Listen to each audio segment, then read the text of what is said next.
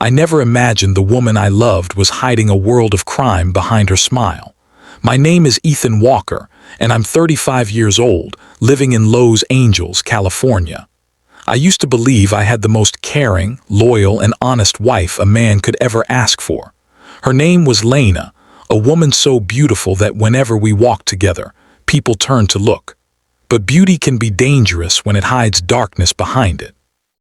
From the beginning, Lena was different. She never asked me for money, not once. Whenever I tried to give her something, she would smile and say, "Ethan, if you ever need money, just tell me. I've got it covered." At first, I thought she was just proud, maybe saving what I gave her or working on something secret for a surprise. But every time I asked where her money came from, she would laugh softly and say, "Don't worry, baby, it's legal. Just a small business I help with." Months passed, and I never saw her struggle financially. Her clothes were always new, her perfume always expensive, her phone always the latest model. I worked long hours at a construction company, sweating all day to earn enough for rent, but Lena always seemed to have more than me. She would pay bills before I even got my salary, sometimes even slip me a few $100s if I was short on cash.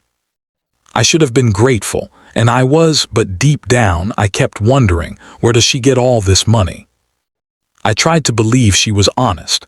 Maybe she invested in something, maybe her family helped her, but there was something about her friends that always made me uncomfortable. They were flashy, always in a hurry, always on their phones whispering like they were hiding something. I once asked her who they were, and she said they were event organizers. I didn't push further. Maybe I was a fool in love, maybe I didn't want to see what was right in front of me. Then came the night that changed everything. It was 12:09 a.m. and Lena was asleep beside me. Her phone buzzed again and again. I turned to look. Her screen lit up with message after message from WhatsApp. Normally, I never touched her phone, but something inside me whispered, "Check it." Maybe it was intuition, maybe fate. I picked it up, unlocked it easily. She never hid her password from me and started reading. The first message was from a number saved as Boss M. It said, "Shipment from San Diego confirmed. The girls are on the move. Keep the drop silent." I froze. My heart started beating faster. I scrolled down more messages. "Money will be in your account by morning. Tell your man not to suspect anything. Tell your man not to suspect anything." That line hit me like a knife. Was this real? My hands trembled. I kept scrolling, and then I saw pictures hidden in a private folder on her phone. Photos of Lena with other people, posing beside expensive cars, holding packets that looked like pills, and even pictures of girls, terrified, crying in dark rooms. My stomach twisted. My wife, the woman I slept beside every night, was involved in drug and human trafficking. I sat there in shock, my body shaking, sweat dripping from my forehead even though the air conditioner was on. I couldn't breathe. I looked at her, sleeping peacefully, her face calm and innocent. I wanted to wake her up and scream, "Who are you? What have you done?" But I didn't. I couldn't. Instead, I kept reading message after message. There were voice notes too, one from her saying, "Make sure the girls don't talk until we cross the border.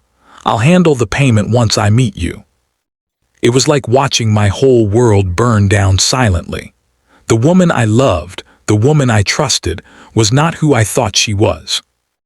The next morning I acted normal.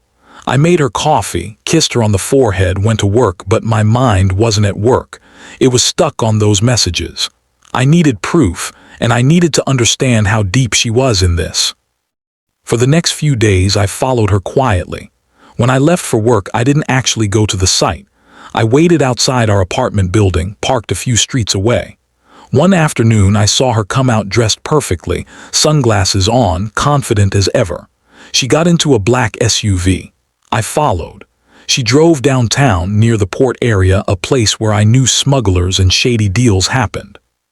She met two men there, one tall, wearing a black leather jacket, and another older man with a beard and gold chain. They handed her a small black bag. She opened it, smiled, and slipped something inside her purse.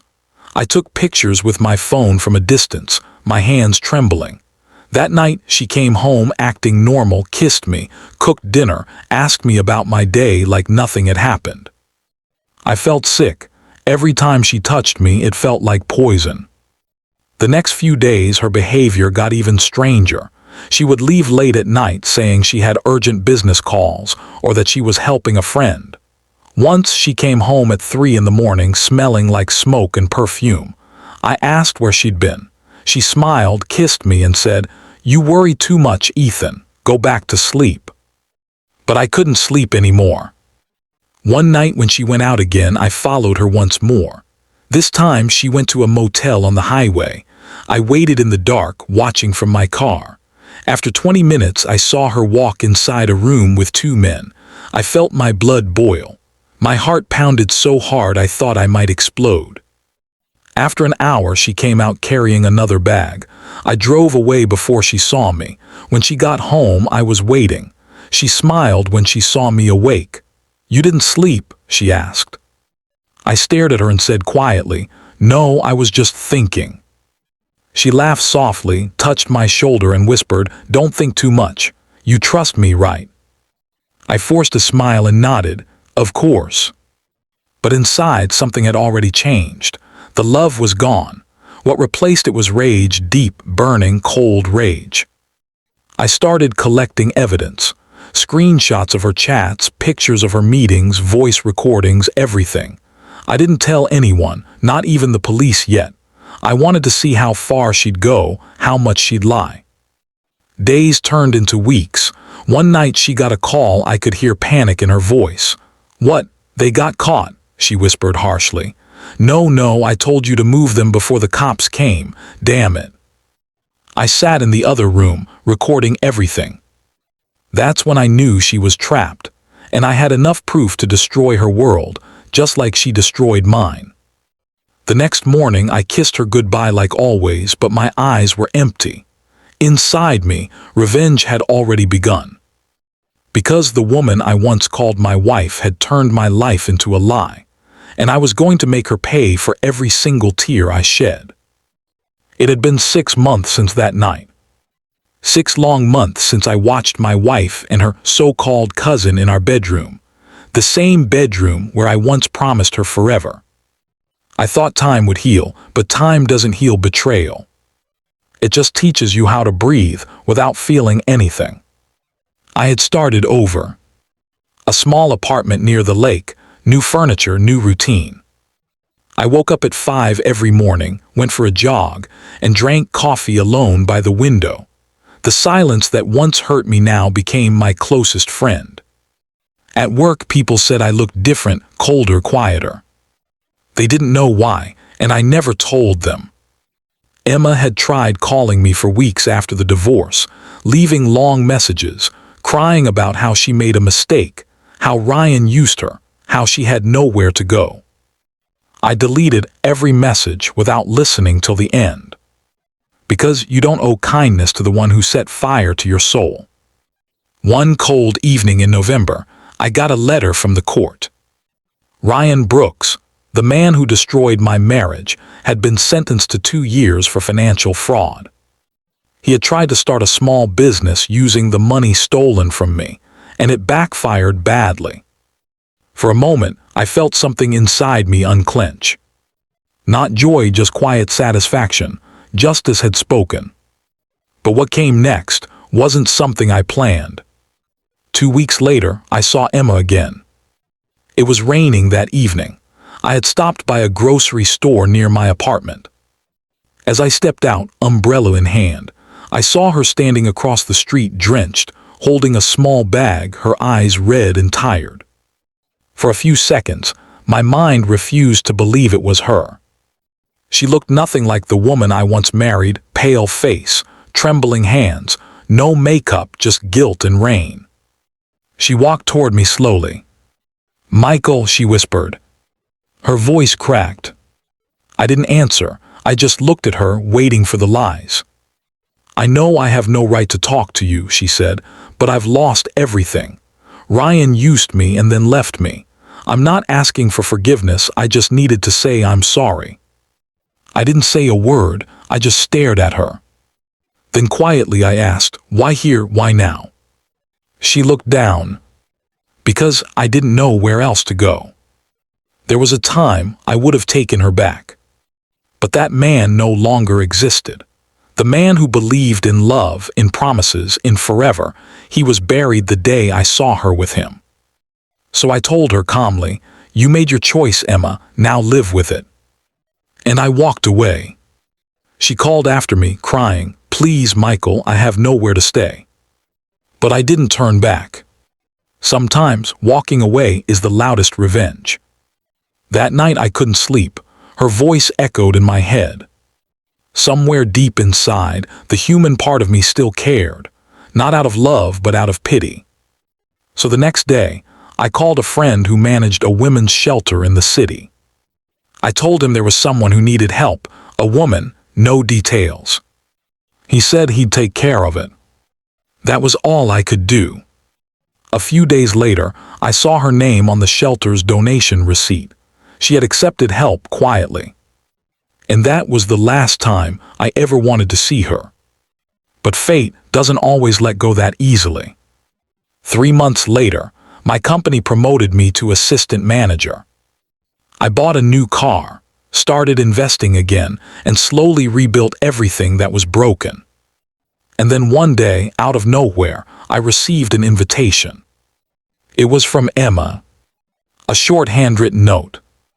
"I know you hate me, Michael, but I've been clean for a year now. I'm working as a nurse at a local clinic. Please come if you can. I just want to thank you for not letting me die."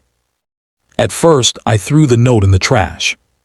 But something about it stayed in my mind for days. Maybe curiosity, maybe closure. So I went. The clinic was small, near downtown Chicago. When I entered, I saw her helping an old man with his medicine. She looked peaceful. Different from the woman who once lied to me every day. When she saw me, she froze. Then she smiled a weak, grateful smile. "Thank you for coming," she said. I just nodded. We talked for a few minutes.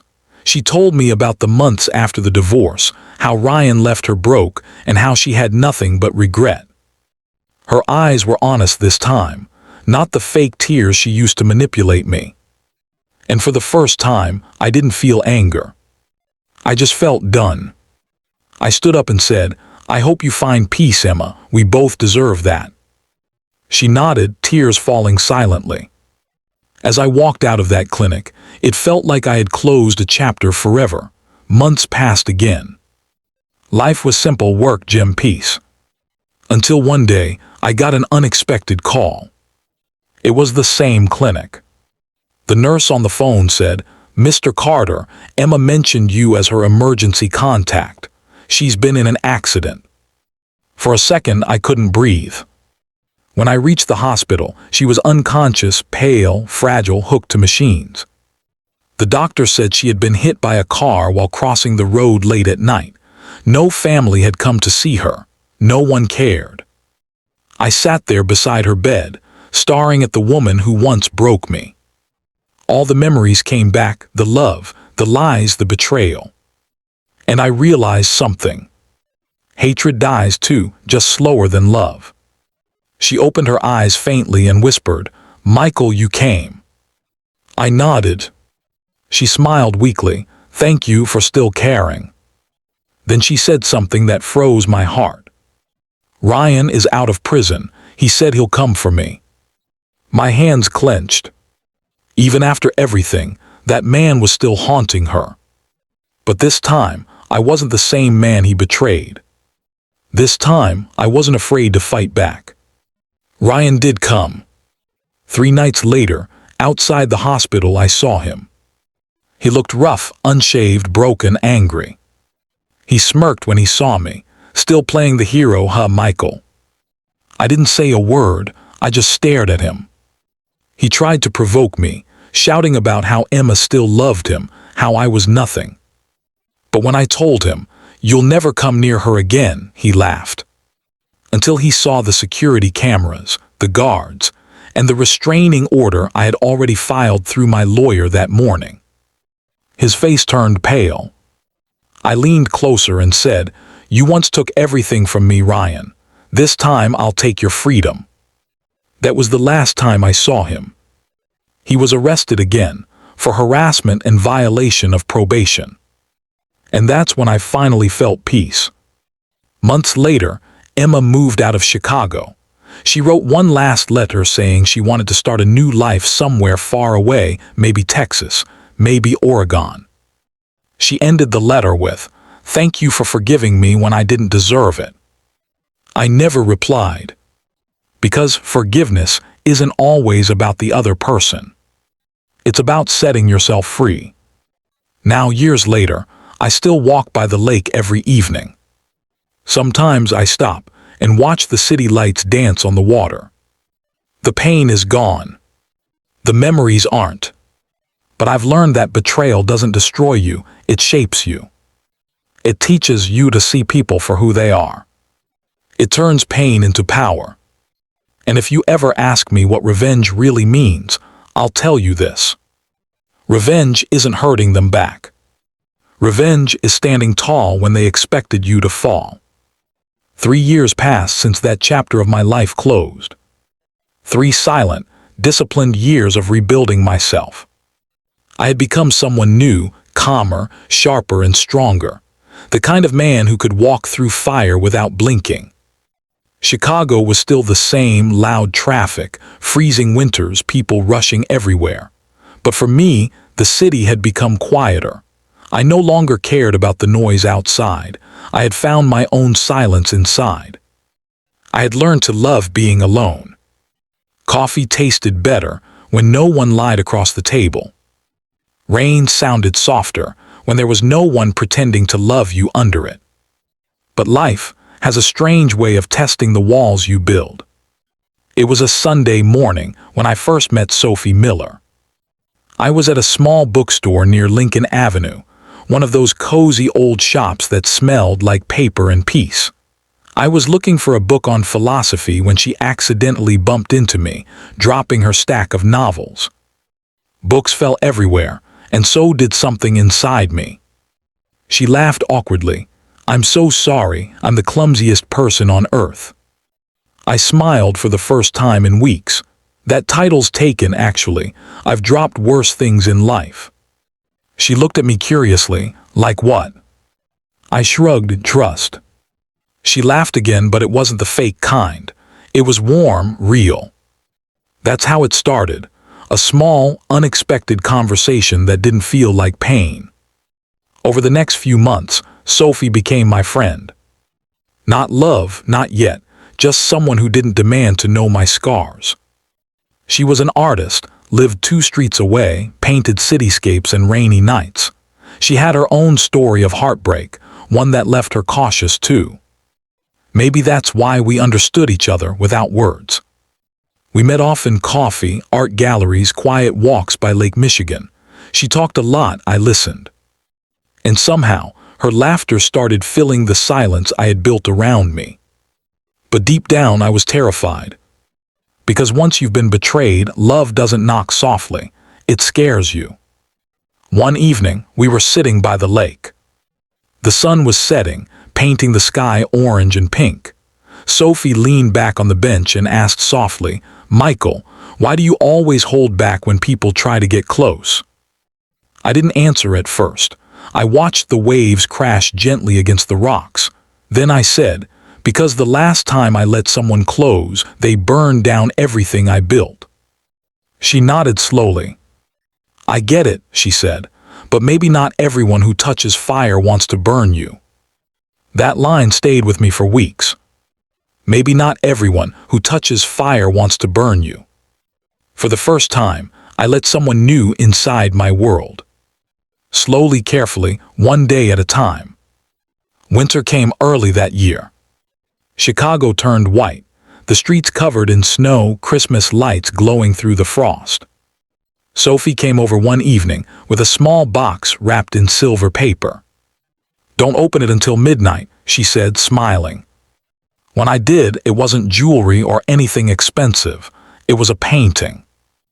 It was my house, my old house, the one I left behind. but in her version the windows glowed with light, not darkness. At the bottom she had written, "Sometimes broken places still remember how to shine." I stared at it for a long time. And that night, for the first time in years, I slept peacefully. Months passed. We grew closer. And though I tried to fight it, love found me again, quietly, honestly, like a warm cup of coffee after a storm. But one evening, while helping her set up for an art exhibit, I saw something that froze my heart. A man walked in tall, bearded, confident. He hugged her, whispered something, and she smiled. My heart instantly went back in time, to Emma, to Ryan, to that bedroom. My chest tightened, anger boiling through me. Sophie turned and saw my expression. "Michael, what's wrong?" I didn't answer, I just said, "Who's that?" She blinked, confused. "That's my brother Daniel, he came to help." The blood drained from my face. And just like that, I realized I was still haunted by ghosts that weren't even real anymore. That night I couldn't sleep. I sat by the window, watching the snow fall. I hated how fear still controlled me, how betrayal still lived inside me like an old scar that refused to fade.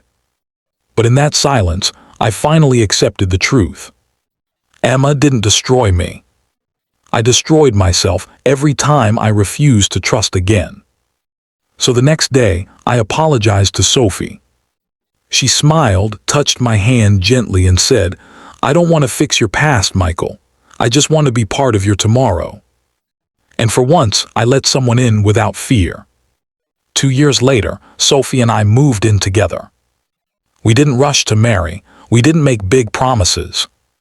We just built quiet trust, something that doesn't need words, only time. Sometimes, when I look at her painting on our wall, I think about everything that happened. Emma, Ryan, the lies, the pain. It all feels like another life now. But I know without it, I would have never learned how to truly love again. Because betrayal taught me something important. Love isn't about perfect people. It's about imperfect people who choose to stay. Last year, I got a message out of nowhere. It was from Emma. She wrote, "I heard you're happy now. I'm glad. I just wanted to say I'm sorry one last time." I didn't reply. I didn't delete it either. I just read it once and let it fade into memory. Because not every wound needs an answer. Some just need silence. Now, when I walk by Lake Michigan every evening, I see my reflection in the water, a man who lost everything but found himself. Sometimes the wind feels like a whisper from the past, and I smile. Because I survived. And survival is the purest form of revenge. If you ask me today what betrayal taught me, I'll tell you this. The worst pain in life isn't being lied to. It's realizing you believed in someone who never believed in you. But the best victory is loving again after that. And that's how my story ends, not with hatred, not with revenge, but with peace. Because when you stop waiting for apologies and start living for yourself, that's when you truly win.